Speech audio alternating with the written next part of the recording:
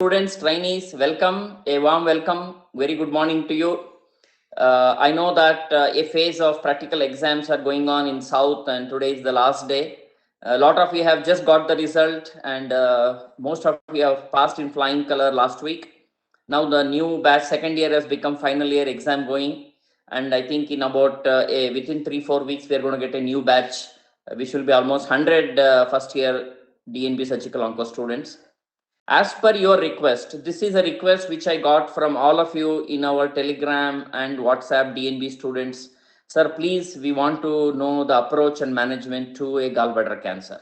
This is the repeated request given by you. The same day I approach who better than the senior most in this field in India, my very close friend and a very senior GI surgical oncologist, head of department in a very prestigious Rajiv Gandhi Cancer Center, New Delhi, Professor Dr. Shivendra Singh. His area of interest is GI oncology, vast experience, an excellent academician, lot of publication, very good surgeon, more than that, a fantastic human being, passion for teaching. So he was great enough, he's so busy, he's almost called in all national, international conference talks. The moment I told it is DNB, he accommodated and he gave a date for you. So students, please utilize this opportunity best. This is a talk. I have got it as per your request in between the schedule which I had planned for this year. And thank you very much, Shivendra Singh, and a warm welcome from DNB board and all of our students and myself, and over to you. Thank you, Dr. Song, for giving me this opportunity. I'll be trying to cover the whole topic as possible. So, good morning, everybody. So, I'll be covering gallbladder cancer and its approach. So, as you know, in gallbladder cancer, there are three prospective scenarios. One is the overt CAGB, which is diagnosed on preoperative investigations. It could be early gallbladder cancer, locally advanced gallbladder cancer, or a metastatic GBC. Second scenario is there was no suspicion of gallbladder cancer on the preoperative investigation, but on lab chole during surgery you had suspected a CAGB. And third scenario is there was no suspicion on preoperative investigation as well as during surgery, but histopathology turns out to be a gallbladder cancer. This is called a true incidental CAGB. So coming to the presentation, the most common presentation is 60 to 92% patient has abdominal pain, but and jaundice is seen around 10 to 50% of patient. And usually at present, what we are seeing that incidental CAGB or a post-cholecystectomy CAGB accounts for roughly around 50% of patients in our practice.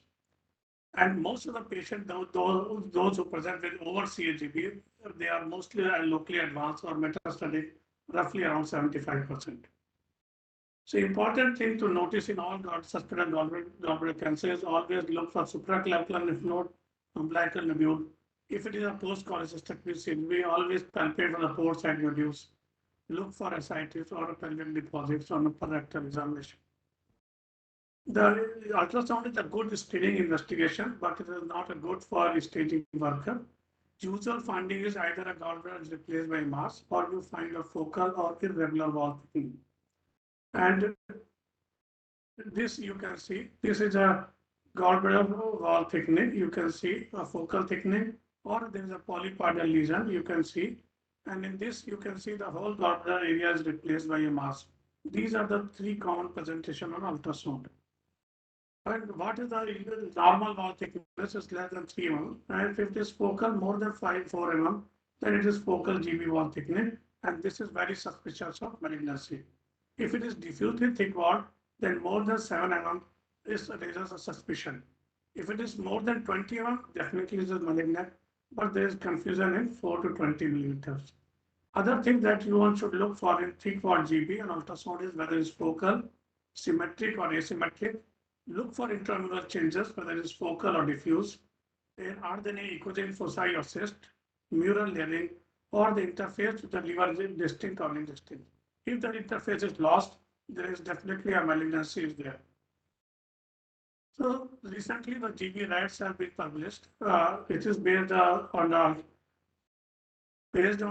ultrasound findings. You can see if it is symmetrical circumferential thickening without any intramural changes, suspicion of malignancy is less than 2%. But if it is circumferential or focal thickness without layered appearance, this suspicion of malignancy reaches to 50 to 90%. But the problem comes in the equivocal findings when the circumferential thickness without layer appears, or there is focal thickness without intramural features like cyst or echogenic foci. If the cyst or echogenic foci are present, then most likely these are benign cases. So this problem comes in roughly around 50%. And this is the main problem, how to differentiate in these 50% of patients, whether it is malignancy or non-malignant.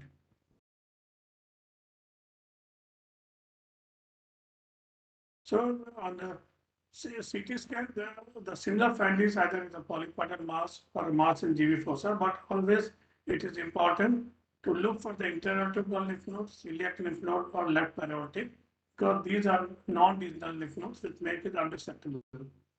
Assess for the vascular involvement, especially for right hepatic artery, because that comes in the close relation to the gallbladder and the common hepatic artery or portal vein.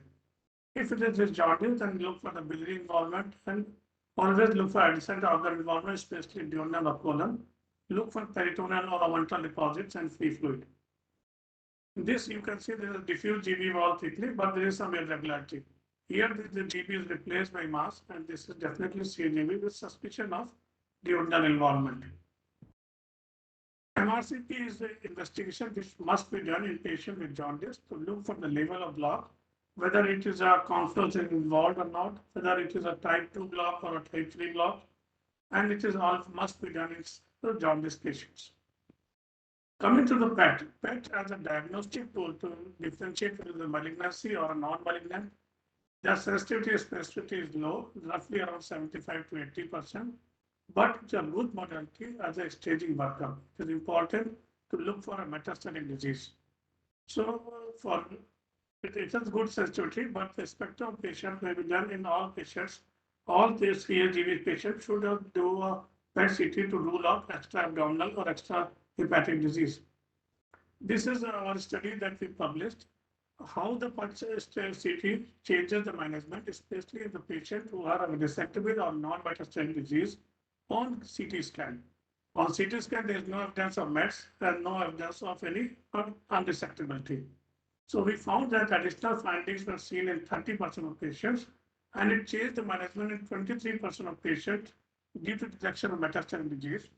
And management in locally advanced gallbladder cancer changed in 34% versus upfront locally resectable GBC, that is 12%.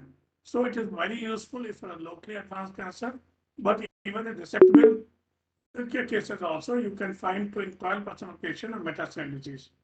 So for distant metastasis, sensitivity was 70% with a specificity of around 85%. So the PET CT should be done prior to section for a metastatic workup. The tumor markers are good, but these are not have any diagnostic role. They are important as a follow-up to assess the response after chemotherapy as well as after surgery. It should come down to normal. The FNAC is not required in resectable patients on imaging. But if it is unresectable or metastatic disease and you are planning a chemotherapy, then definitely FNAC should be done. Now, this is of tumor seedings. That is why in resectable patients, there is no need to do a FNAC. This is very important. Coming to the staging, the important thing to look in the gallbladder histology that there is no submucosa. So if this tumor grows rapidly, we have to involve the muscle layer, and the spread to the lymph nodes are very rapid because there is no submucosa. So early spread to lymph nodes is very common. Also important thing to note is if there is no cirrhosis on the hepatic side, so the involvement to the liver surface is very common. So in T2, if it is perimuscular connective tissue is involved, then it is T2. If it perforates serosa involves the liver or adjacent one organ, then it is T3. If it is more than two adjacent organ or vascular involvement is there, then it is T4. The important is the recent LCC, they have divided T2 into T2A and B. T2A is if there is a peritoneal side involvement, and the hepatic side are T2B, because if it is T2B, it is slightly worse prognosis as compared to the peritoneal side tumors. Also in this HSC8, the end staging has been divided into N1 and N2 based on the number of regional lymph nodes.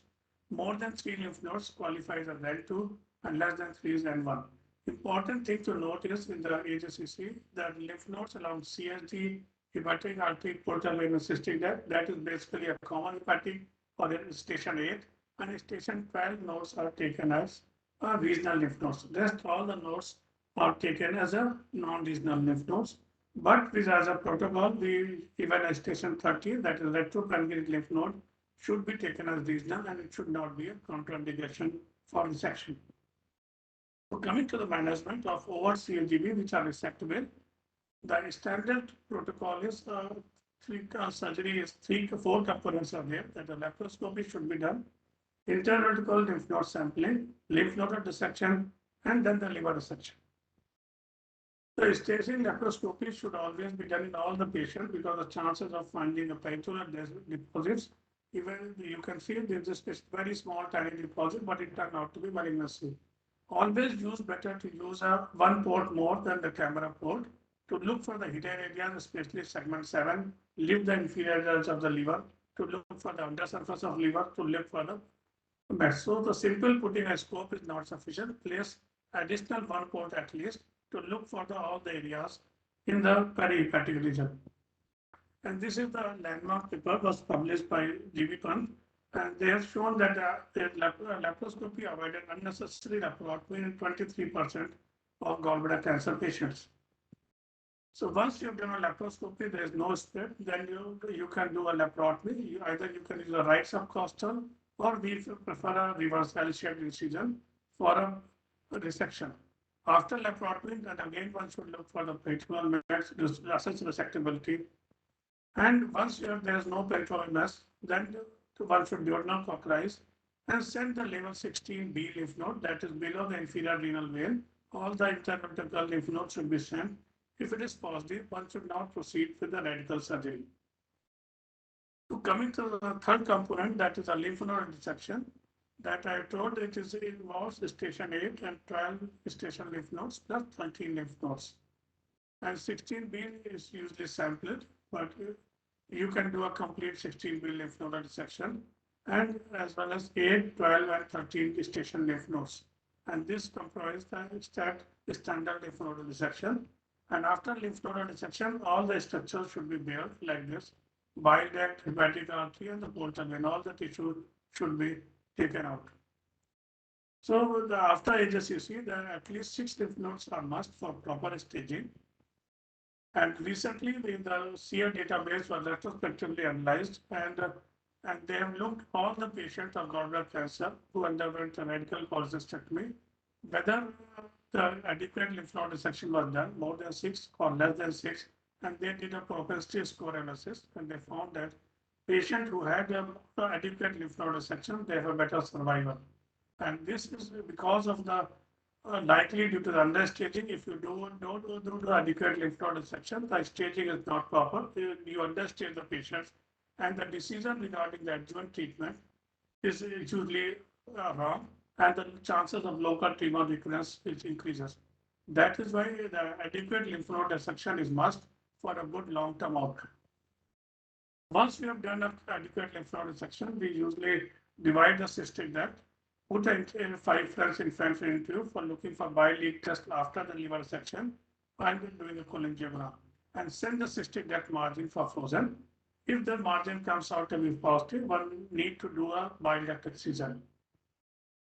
Coming to the fourth component, that is the liver resection. It could be a simple wedge resection or 2 to 3 centimeter wedge, or anatomical 4B5 resection, or extended right hepatectomy, depending on the extent of liver involvement or the vascular involvement. The important thing, why this variation, the important thing, how the tumor grows into the liver spread. There are 3 patterns of hepatic spread. One is expansive pattern. Second is infiltrative with contiguous pattern. These 2 patterns are not much of problem. The problem comes with that if there is an infiltrative pattern with this contiguous space. In these patients, if you do a simple wedge, you might miss one of the foci which are discontiguous. And that is the important thing that is taken care by anatomical 4B5 resection, because that will dissect all these areas and their discontiguous foci will not be missed. Other important route is a lymphatic route. The important thing is all this discontiguous spread occurs because of microscopic angiolymphatic invasion along the portal tracts, and it occurs in a retrograde fashion toward the liver. This you can see the specimen. This is the liver, the gallbladder mass. But you can see these are the discontiguous foci, and these are the foci along the portal tract. This is a portal tract. Inside this, there is a tumor bud nodule. So this is because of angiolymphatic invasion that this contiguous spread occurs. And that is also there is no correlation between the farthest metastatic view and the depth of direct invasion. So if you think where the direct invasion is 1 centimeter, we can do a 3 centimeter wedge. So that is also not correct because there is no direct correlation between the depth of involvement and this contiguous nodules. Other second commonest route is the reason for this contiguous nodule is venous route, because most of the gallbladder veins drains into the liver. If the tumor is located in the peritoneal site, most of these veins drains to the hepatic hilum and adjacent liver parenchyma. But more important, if it is T2B or hepatic site tumors, there are multiple short cystic veins which drain directly into the intrahepatic portal veins, and that leads to the spread inside the liver. So there is a theoretically, definitely it sounds that 4B5 might be superior to us, but there's no conclusive data or randomized trials comparing wedge versus 4B and 5.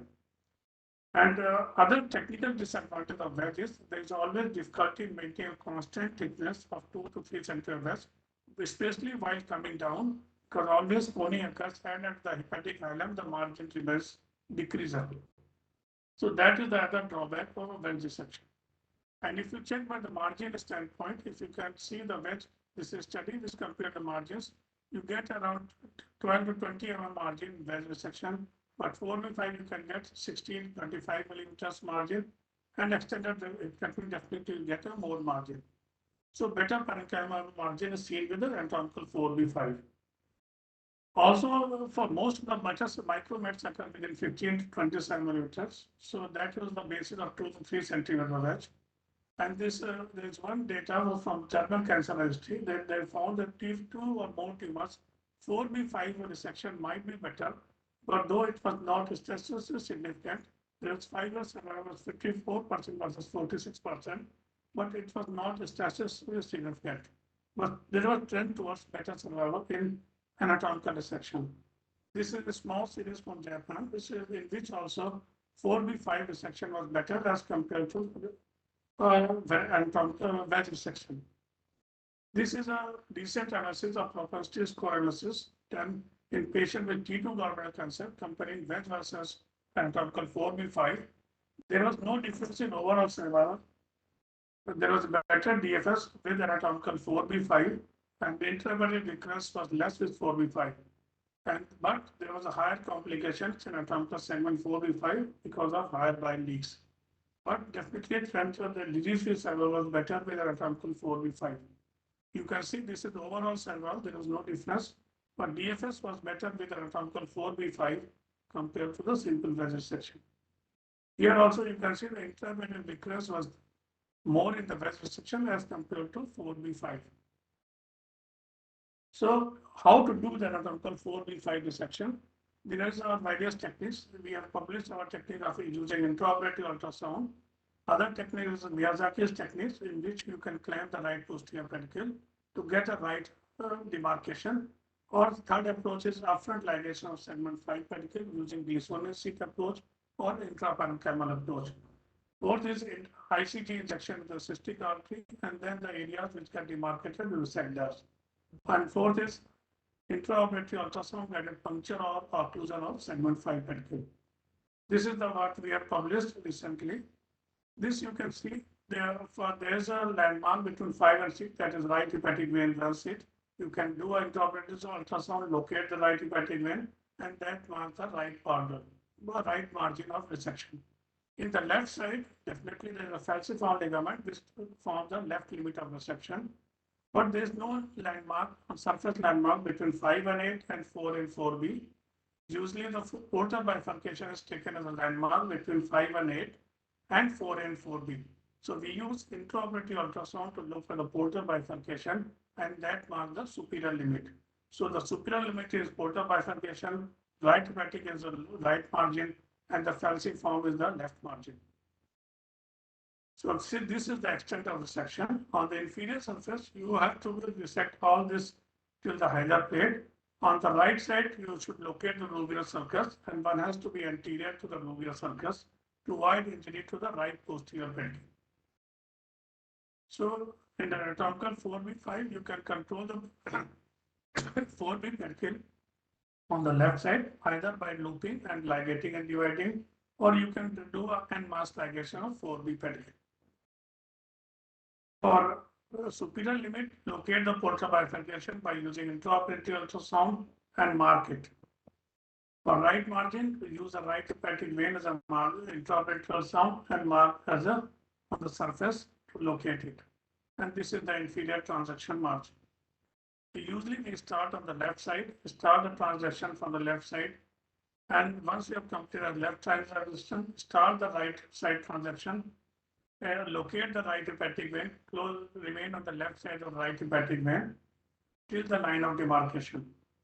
And then the superior transaction is done. Usually 2 to 3 branches from medial vertex comes while you are transecting from the top.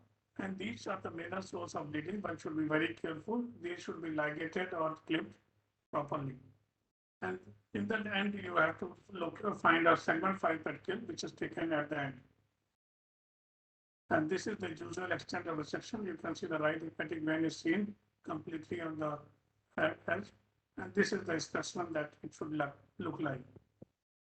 Once you've done a segment 4 resection, look for hemostasis.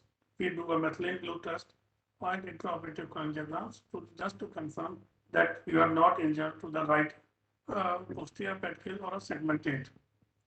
This is the specimen, and this is the cut surface, and this you can see this is a anterior pedicle, segment 8 pedicle, this is right posterior, and so it all is intact. Coming to the Miyazaki technique, it is same in the left side. You ligate the 4B branches. Line of demarcation will come, mark it. For right side marking, you clamp the right posterior pedicle. Once you clamp the right posterior pedicle, the segment 6 and 7 will get congested or demarcated and located. And mark this on the liver surface and continue this mark with the previous marking, and that marks the transaction plane. Coming to the other approach, the anatomical segment 4B5, intrapedicular control. You can start transaction from the left side, come back to the base, identify the 4B pedicle, clamp it. You can see after clamping, the demarcation has come, and this is the limit of the 5 dissection. Then you can mark and do a complete transaction. The other technique that is proposed by Japanese, a cystic artery injection, you locate the cystic artery, inject the methylene blue, and then the area of demarcation which is close to the venous system, all this area should be dissected. So once coming to the once you have done a liver resection, sometimes you need to do extended liver resection if there is extensive liver involvement like this, or if there is a vascular involvement, especially the right hepatic artery is involved, or if the hilum is involved or the hilum confluence is involved. So in these patients, ICG should be done to look for the whether the patient can undergo major resection or not. ICG should be more than 15% at 15 minutes to consider for major resection, and the remnant liver volume should be more than 40%. If it is less than 40% of the remnant liver volume, then one should do a right portal vein embolization. This is the ICG machine. This is just like a pulse oximeter. After injecting ICG, you can do a ICG clearance. And if R15 is less than 15, you can proceed with the major resections. This is one of our patients. You can see the extensive liver involvement. And we did a portal vein embolization, but there was progression. So the liver had atrophy, but this tumor has progressed. We did an NSCT, and after NSCT, we did a resection, and this was 4 years without any recurrence. So another patient with extensive liver involvement. In this, we gave NSCT first, and then did a portal vein embolization and did a liver resection after that. And this is our experience that we published recently of use of portal vein embolization and neoadjuvant chemotherapy in locally advanced gallbladder cancer with extensive liver involvement or patient with jaundice. And with after initial our experience, based on our experience, we proposed this algorithm. If it is locally advanced gallbladder cancer, this needs a portal embolization. If there is extensive liver involvement or the right pedicle is involved, better is to start with chemotherapy. And if there is good response, do a laparoscopy. If there is no mets, then you can go ahead and portal vein embolization. While you are waiting for portal vein embolization to have effect, you have to wait for 3 to 4 weeks. Give chemotherapy while waiting for liver to regrow or hypertrophy, and then take up for surgery. If there is only a Hyler block, you can do a PTBD or a perioperative maintenance. And if there is no indication of neoadjuvant chemotherapy, you can directly do a portal embolization followed by NSCT while waiting, and then take up for surgery. This is the algorithm that we propose based on our experience. Coming to the bile duct excision, usually it is indicated if there is a GB neck or a hilum is involved, if the positive cystic duct margin, or there is a papillary tumor with a tumor embolus on the bile duct, just like in this patient. In this, you have to resect the bile duct or associated choroidochosis. Rarely extensive lymph nodes, which are densely adherent with bile duct, might compel you to do a bile duct excision. Or in patient with anomalous pancreaticobiliary duct junction, one should do a bile duct excision because there is high risk of developing malignancy later on. So this is the meta-analysis or systemic review of whether bile duct excision is required or not. They have found that there is no survival benefit during a routine bile duct excision because there is no difference in the lymph node release, there is a similar recurrence rate, and there is a higher morbidity. Coming to patient, gallbladder cancer with jaundice patient, these are very difficult patients to treat because the resectability rate is very less, and extensive preoperative workup is required in these patients for making them resectable. And usually these are indicators of evidence disease, but not an indicator of inoperability, though definitely they have a poor prognosis as compared to without jaundice patients. All these patients, if their jaundice is more, then you need to do a percutaneous biliary drainage. We use endoscope perioperative PTBD, especially on the left side, because you need to drain a remnant liver, and you might need to do portal vein embolization. So these are the various series. Even you can see that in the Condos paper also, the 3 and 5 year survival rate of 44 and 33% of 5-year survival after the resection in gallbladder cancer with jaundice patients. So the presence of gallbladder obstruction should not be seen as a sign of inoperability, though the resectability rate is less. This is an experience from the GB Hospital. They have found that the mean disease-free survival was 23 months in patients in which a resection could be done. So similarly, from the Nardino's group, 5-year survival was reported as 23% of patients in gallbladder cancer with jaundice. In this, one is able to resect it. This is the meta-analysis and systemic review published few years back. They have found that the gallbladder cancer should be with jaundice patient should be taken selectively for resection because that is the best chance, though the resectability rate is less. This is the article published a few years back. In this, you can see if you compare the patient with jaundice and non-jaundice, definitely non-jaundice patients have a better survival. Similarly, if you compare the stage by stage, for stage 3 and 4 with jaundice and without jaundice, definitely survival of patients without jaundice have better survival.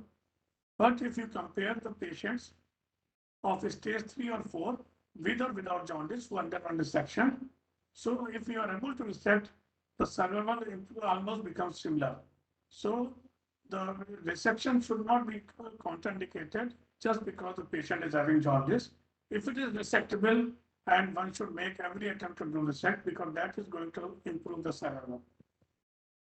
This is another patient of CLGB with jaundice. This stenting has been done, and this is the extent of resection. We usually preserve 4B, 4A just to have a better volume. This is called modified extended right, in which a 4B plus right appendectomy is done. So recently, the Yamamoto has observed how to improve the gallbladder cancer with jaundice, and they have proposed that instead of doing a PTBD, one should try to do a ENBD. But practically in our setup, it is very difficult to keep a patient on endonasal biliary drainage, a tube lying there through the nose for 2 to 3 months. So it is very difficult to in our practice, but they have found that the patients who underwent PTBD, they have a worse survival, 5-year survival of 16% compared to endoscopic nasobiliary drainage, which have a 5-year survival of 40%. And the reason is because of a PTBD, the chances of peritoneal deposits along the tract is high, and the peritoneal recurrence rate in patient with PTBD was 44% compared to 13%. So they have proposed that the ENBD should be preferred in patients to take care of jaundice in these patients. But practically in our setup, PTBD is the option that most of the patients will prefer. So coming to improve the resectability with the extensive liver involvement of the patient with jaundice, another approach is the use of neoadjuvant chemotherapy.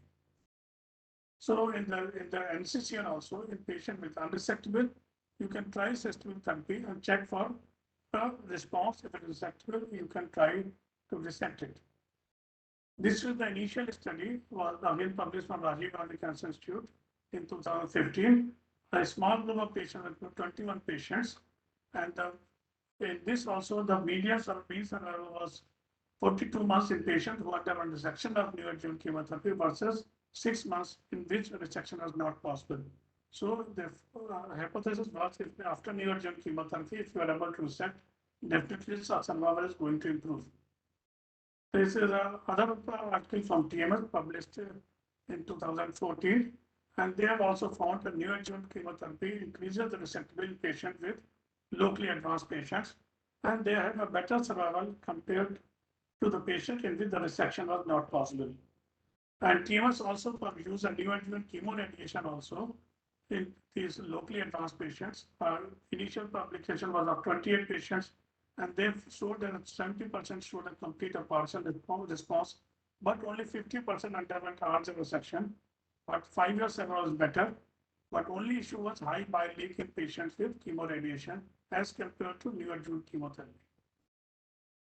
So this is again publication from TMH. They have found that patient undergoing curative surgery of neoadjuvant chemotherapy has statistically superior overall survival, 49 months versus 7 months in patients who didn't undergo resection. So definitely in neoadjuvant chemotherapy, if there is response and you are able to resect it, the survival is improved significantly. So they have given a criteria from TMH criteria for locally advanced gallbladder cancer, who should be candidate for neoadjuvant chemotherapy.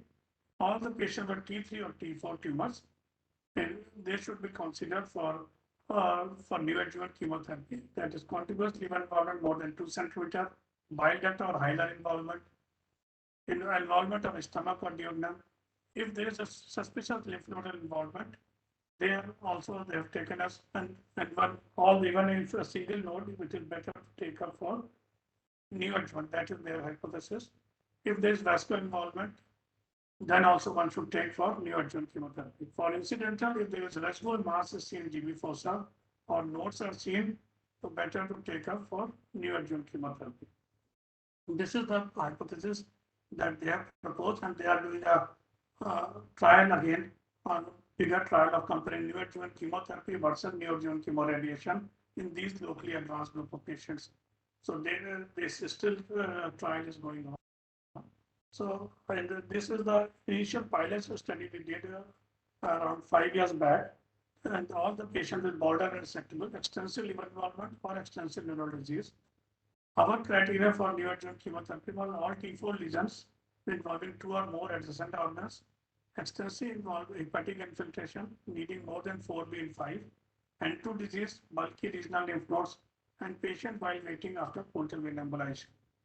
So we had 18 patients, and we found that the 83% of patients showed response, and we are able to resect at least 56% of patients.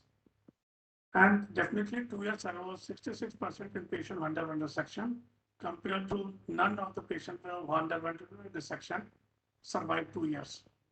This is one of our patients. We can see there's extensive liver involvement, plus large celiac node is there. After neoadjuvant chemotherapy, we did a radical cholecystectomy with celiac lymph node resection, and this is 3 years ago, no evidence of any recurrence. Again, an extensive nodal disease, you can see large nodes which are seen, and this with this extensive node, we did a neoadjuvant chemotherapy and then resection, and this is you can see, and this is again a resection in discontiguous nodules. These are discontiguous in the same area. So we did resection. This patient also survived more than 2 years.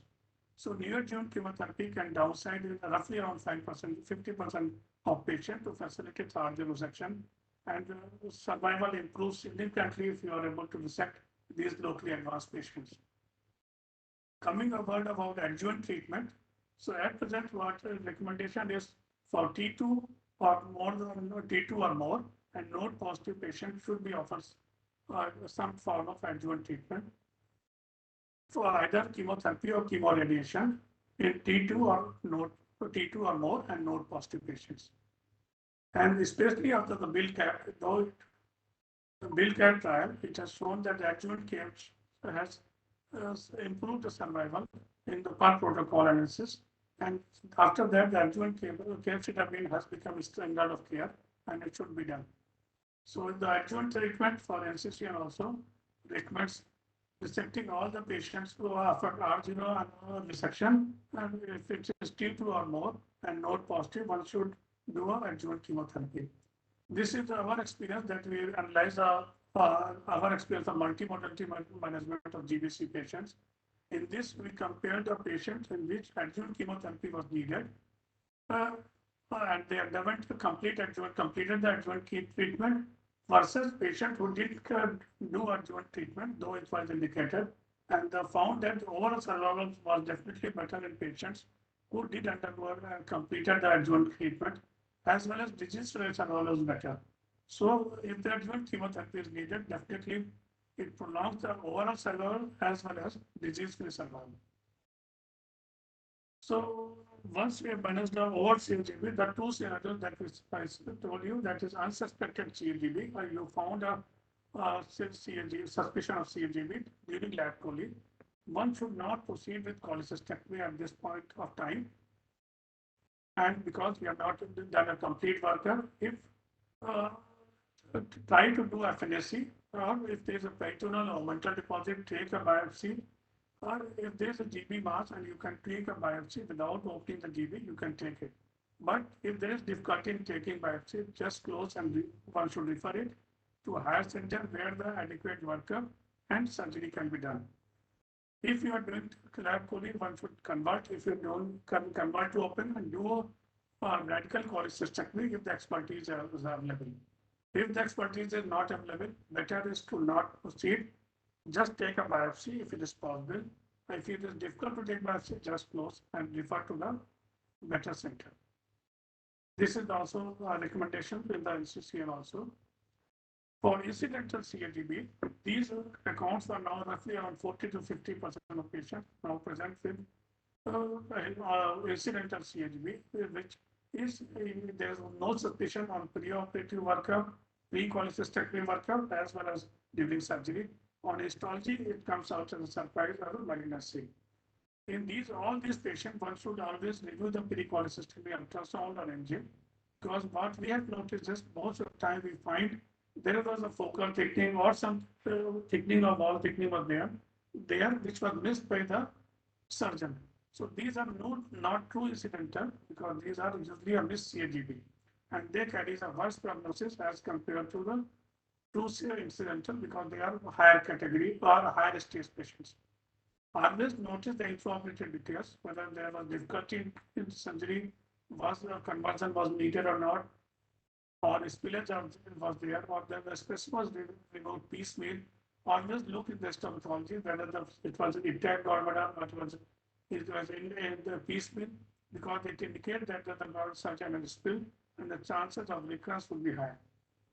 whether drain placement was required, whether endobag was used or not, because all this increases the chance. If endobag was not used, the chances of port side recurrence will be high. If it was not used, what was the retrieval port, whether it was through the umbilical port or the epigastric port. Always look for the post-operative recovery notes, whether it was any bile leak or not, because that will make your surgery difficult. On the histology, always look for the T stage, cystic lymph node status, and the cystic margin. These three things are important.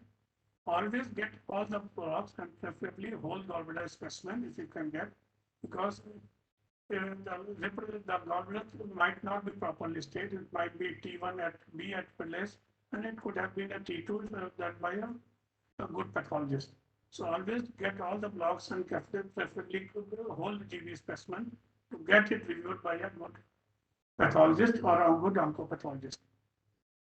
And how much is the time interval from the surgery? Because if the time interval is more, then the chances of spread is always there, and it is better to do a PET CT.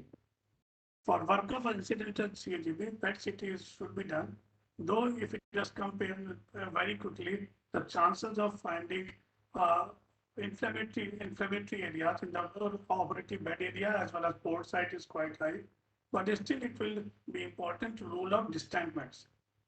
For treatment from point of view, if it is T1A, the final histology, one can observe there is no need for completion surgery. But if it is T1B or more, or a node positive, definitely revision surgery or completion radical cholecystectomy is needed. If there is a history of spillage, there is a residual GB fossa lesion or bulky nodes are there on the preoperative CT scan or PET scan, or if there is associated bile leak, these are the group of patients in which it is better to give neoadjuvant chemotherapy and then take up for surgery. So presently, if there is no port side mets, there is no need for routine port side excision, because usually the port side mets are indirect indicator of systemic disease. So there is no role of doing the routine port side removal. So this is the guidelines. T1A you can observe, but if it is more than T1B or more, a completion surgery is needed.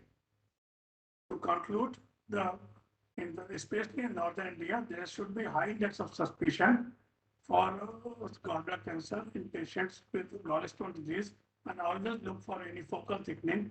Always be suspicious of for any focal thickening or more than 1 centimeter polyp. Do CT scan if GBC is suspected before doing cholecystectomy. And PET scan should be done for a metastatic workup in all gallbladder cancer patients. Unsuspected gallbladder cancer at the time of cholecystectomy, one should not proceed with cholecystectomy alone, because that increases the chances of recurrence. Better is to refer to heart center for a radical cholecystectomy. Always a cholecystectomy specimen should be sent for histology, and gallbladder dissect diagnosis and histology after cholecystectomy. Resection is required for T1B or more patients. For surgery, staging laparoscopy and interaortical lymph node sampling are must. If the interaortical lymph node is positive, then there is no benefit of proceeding with radical cholecystectomy. And lymph node resection should yield at least 6 lymph nodes for proper staging. Routine bile duct excision is not recommended. Segment 4V5 resection is oncologically superior theoretically as compared to simple wedge, but the hard data is still lacking or level 1 evidence is lacking. And aggressive management of CHGB improves resectability as well as survival by using neoadjuvant chemotherapy and aggressive resection protocol using portal vein embolization. For metastatic disease, chemotherapy improves progression-free survival as well as overall survival. Regarding adjuvant chemotherapy for more than or T2 or more and not positive, adjuvant chemotherapy is required. Neoadjuvant chemotherapy can downsize tumors in roughly around 50% of patients, facilitating also resection, and it has a potential to improve survival but needs more data involving larger patient population. Thank you. If you have any questions, then I'll be more than happy to answer. Thank you very much, Shivendra. It's a beautiful presentation. You covered everything comprehensively, especially how do you approach an incidental CAGB found in a lab coli. Beautiful, fantastic, and more efficient is, you put all the evidence, the Kaplan-Meier curves, and what is really a surgical onco student requires. Thank you very much. Lovely presentation, talk, highly evidence-based.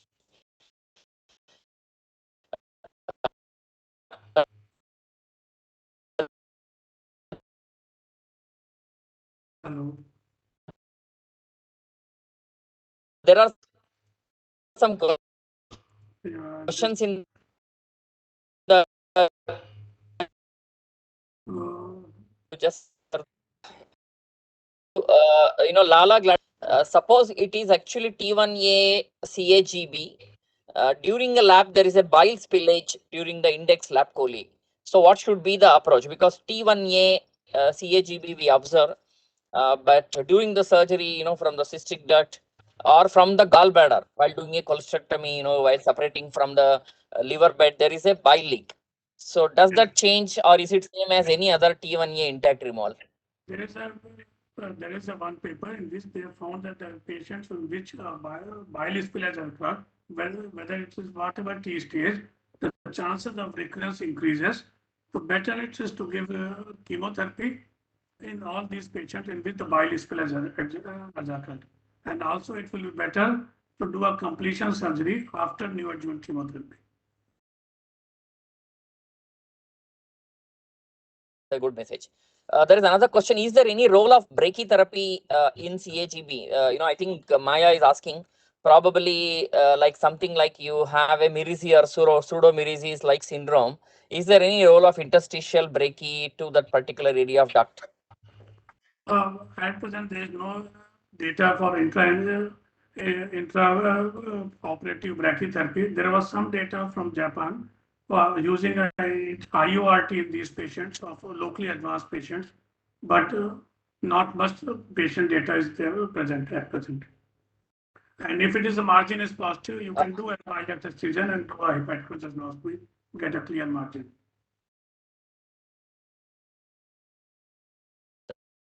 Thank you. Aniket is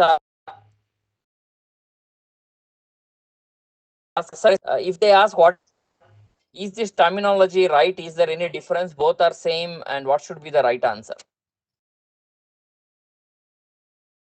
Terminology, I didn't hear you properly. Completion surgery or I'm not. Yeah, in exam, if they ask what is the difference between extended cholecystectomy and radical I think there is cholecystectomy, no difference. are they saying Both are same. Both are same. There is no difference. Okay. And Aniket is asking, sir, when to plan completion cholecystectomy after primary surgery? Is there any window of time? Like, these patients sometimes go home and then suddenly they see the histopathology 1 month later, sometime 2 months later, and somebody finds, oh, there was a CAGB which we missed. So is there any golden period? What is the ideal time for completion cholecystectomy? Ideal time is within 4 to 6 weeks of the index surgery. That is the best time to have a good results. And previously, there is one paper in which they have analyzed even before 4 weeks of surgery, 4 weeks, it is very difficult to do surgery and the difficulty of surgery increases. So ideal time is around 4 to 4 weeks from the index surgery. More it is delayed, the chances of spreading is there. So roughly between 4 to 6 weeks is the good time. Super, fantastic. I think that almost covers all the question because your talk was so comprehensive. You covered beautifully everything, answer to the point with evidence. I hope students, all your doubts are solved. And Shivendra, thank you very much for this lovely evidence-based talk. Very nice, crisp, clear, no controversy, to the point. My wholehearted thanks on behalf of DNB board, NBE, and students and myself. Thank you very much. Over to you, Ronit Singh ji.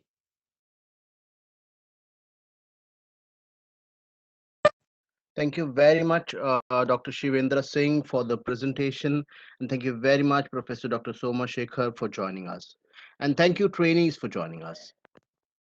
Thank you very much. All of you have a nice day. Thanks, Shivendra. Thank you. Thank you.